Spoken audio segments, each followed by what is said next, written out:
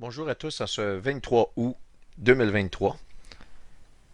Le but de cette intervention de ma part, de cette vidéo que je vais vous présenter, est pour commenter les récentes découvertes par plusieurs personnes de ce qui semble être le signe astronomique du chapitre 12 de l'Apocalypse.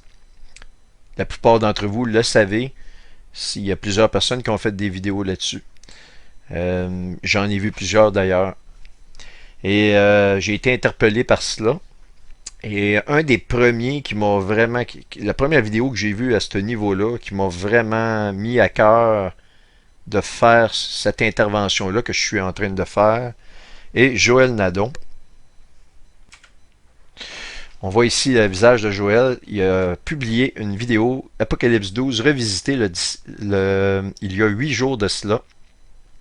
Et c'est une vidéo très intéressante dans laquelle il montre la possibilité que le signe astronomique qu'on attend depuis longtemps du chapitre 12 de l'Apocalypse se réalise à la fête des trompettes cette année. Maintenant, vous n'êtes pas sans savoir qu'il y a eu depuis longtemps, la plupart des chrétiens ont proclamé que le 23 septembre 2017 était le grand signe astronomique du chapitre 12.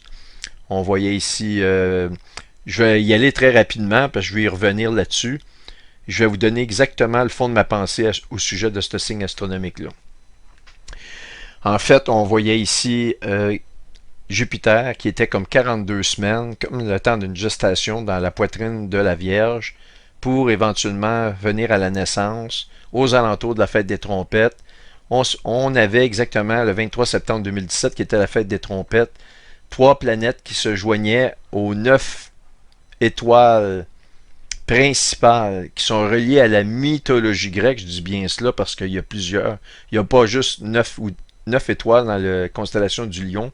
Il y en a beaucoup plus. Mais pour la mythologie grecque, il y en a 9 qui est constituée. Puis ça, c'est important parce que la Bible nous parle de façon accrue, de façon répétée. Elle nous fait référence à la mythologie grecque. On n'a rien qu'à penser que le nom de l'Antéchrist nous est donné sous le nom d'Apollo. Apollo qui est connu dans la mythologie grecque comme étant un personnage très mystérieux. Alors, ceci étant dit, 9 étoiles plus 3 planètes qui, vues de la Terre, apparaissent comme des étoiles. On avait nos 9 étoiles au-dessus de la tête, le soleil qui enveloppait la femme, la gestation de Jupiter. Je vais vous dire, quand ça commençait à sortir, cette information-là, c'était plus d'une année avant que le signe se réalise. On était en 2016. Même je pense que des chrétiens, les premiers qui ont sorti ça en 2015, mais au moins un an d'avance. Moi, ma position a toujours été que je n'y croyais pas que c'était le signe du chapitre 12 de l'Apocalypse. Pendant un an, je n'y ai pas cru. Et à un moment donné, en voyant de l'information qui suivait, plus précise, tout ça, j'ai été quand même extrêmement fasciné et j'ai fait une conférence jointe avec Pierre Gilbert. J'ai été co-conférencier avec lui l'été 2018 et j'ai parlé de ce signe astronomique-là comme étant le signe astronomique du chapitre 12 de l'Apocalypse. Mais il devait y avoir une condition. Il faut que Jupiter éventuellement se fasse dévorer par le grand dragon rouge ou que le grand dragon rouge s'approche pour le dévorer. Et ce n'est jamais arrivé. Ça, je vais vous montrer. C'est une des preuves indéniables que ça ne peut pas être le signe astronomique du chapitre 12 de l'Apocalypse. Cependant, il s'agit là d'un signe d'une conception, je vais vous le montrer, c'est incroyable ce signe-là. Je ne vais pas le jeter et dire, bon, finalement c'était rien. Non, non, non, c'était absolument quelque chose d'incroyable qui, à mon avis, représentait une conception d'un enfant. Vous comprendrez que lorsque l'ovule est fécondé par le spermatozoïde, que l'enfant ne se met pas tout de suite à crier pour sortir du ventre de la femme. Là, j'ai sûrement des femmes qui vont entendre ça, qui vont sourire un peu à m'entendre dire ça. Vous êtes plus experte que moi, celles qui ont eu des enfants, sur les douleurs que ça donne et tout. Mais quand vous êtes tombé enceinte, on va dire ça comme ça, quand votre ovule s'est fait féconder, vous n'avez pas vu la tête de l'enfant sortir et dire « Hey, salut maman, je suis là ». C'est pas comme ça que ça arrive. Une conception, ça demeure une conception. Il faut que l'enfant se développe Et la parole de Dieu nous fait référence aux douleurs de l'enfantement. Vraiment, quand la femme est pour mettre l'enfant au monde. Et c'est ce que consiste le chapitre 12 de l'Apocalypse. Alors, si voici l'image exacte du 2017, le 23 septembre, la fête des trompettes, on voit ici Jupiter qui est effectivement déjà sorti. Il est déjà né. Alors que le premier signe astronomique du chapitre 12 va comme suit. Un grand signe parut dans le ciel, une femme enveloppée du soleil, la lune sous ses pieds et une couronne de 12 étoiles sur sa tête. Okay? Elle était enceinte et elle criait et était en travail dans les douleurs de l'enfantement. Il n'y a aucun endroit ici qu'on nous mentionne la naissance de l'enfant. Ça, c'est la première chose. Si on retourne à Stellarium, on voit clairement qu'au 23 septembre, Jupiter est déjà né. Et si on retourne en arrière, on voit que ceci se produit plusieurs jours avant la fête des trompettes. Déjà là, il y a un problème pour moi. Et là, il va falloir, on va continuer ici, Apocalypse, ok? Un autre signe parut encore dans le ciel. Ça, c'est un second signe. Et voici, c'était un grand dragon rouge ayant 7 têtes et 10 cornes. Et sur ses têtes, 7 diadèmes. Sa queue traînait le tiers des étoiles du ciel et les jetait sur la terre. Le dragon se tint devant la femme. Ici, le mot devant, il faut le prendre en présence de la femme, ok, qui allait enfanter afin de dévorer son enfant lorsqu'elle l'aurait enfanté.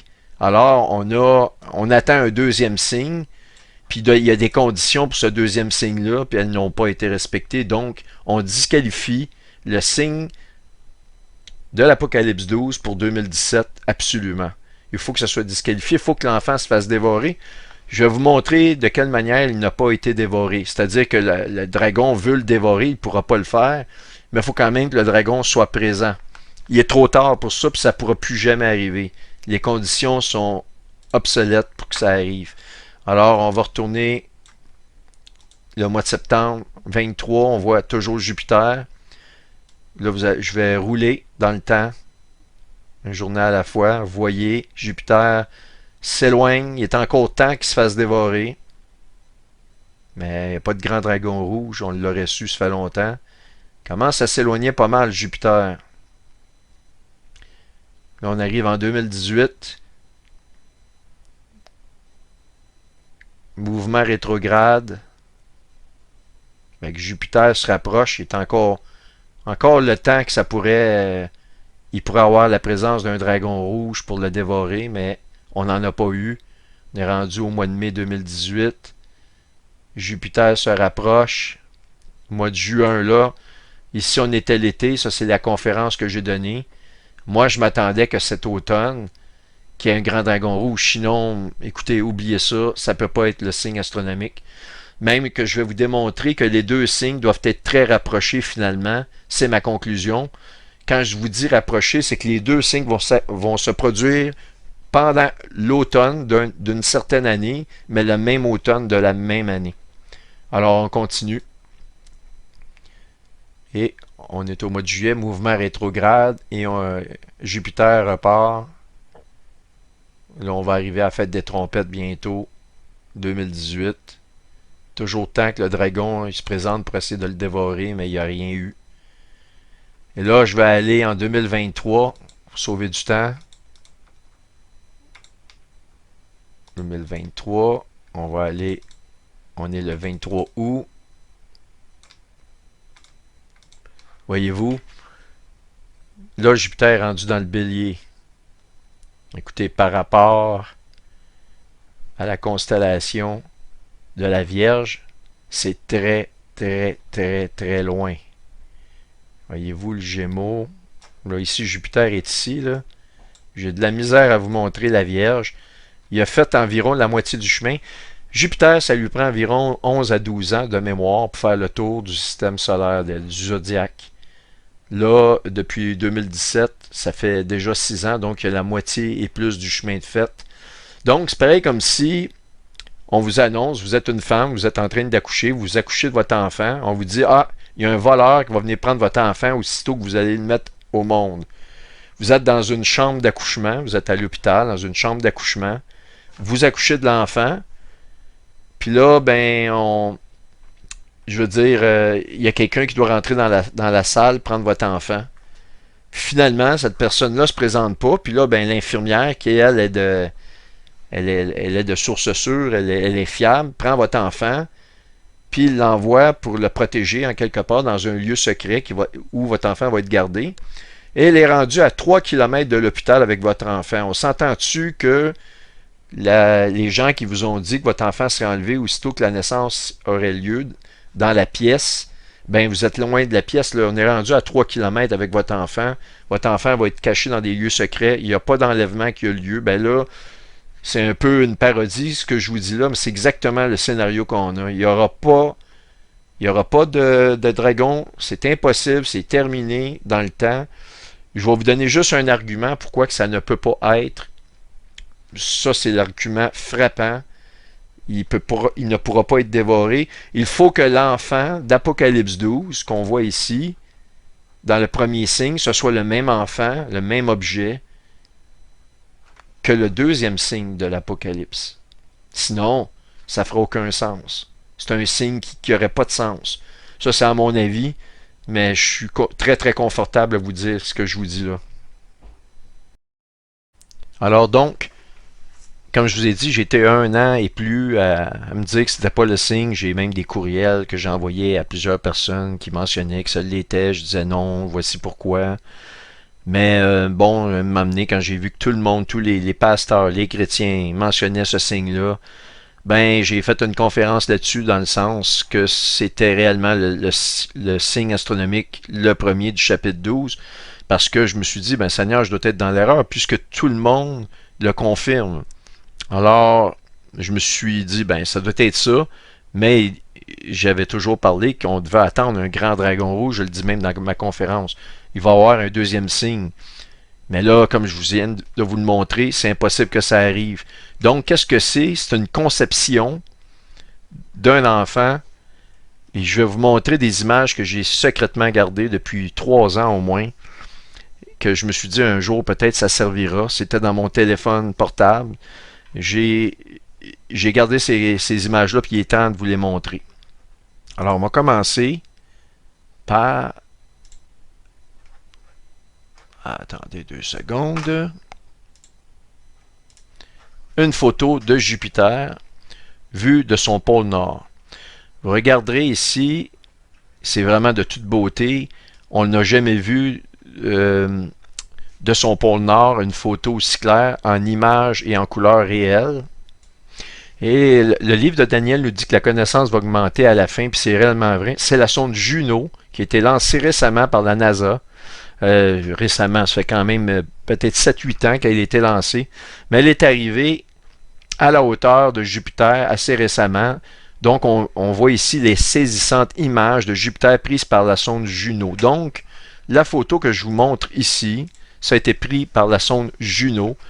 Elle est passée au-dessus du pôle Nord. On n'a jamais vu une photo comme ça parce que dans l'angle qu'on est avec les télescopes, les photos qu'on voit de Jupiter sont plus de son équateur et non pas de ses pôles.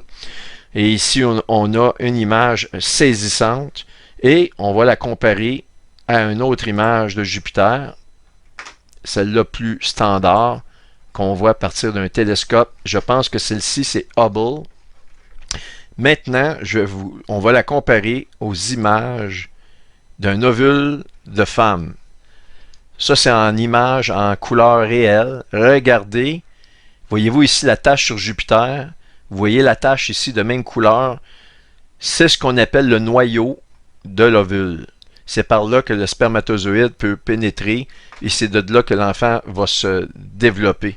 On voit ici l'apparence de ce qu'on appelle un noyau avec toutes les couleurs d'un ovule d'une femme. Mais je vais vous montrer une dernière image qui est encore plus saisissante, qui démontre hors de tout doute la fameuse corrélation entre un ovule de femme et la planète Jupiter.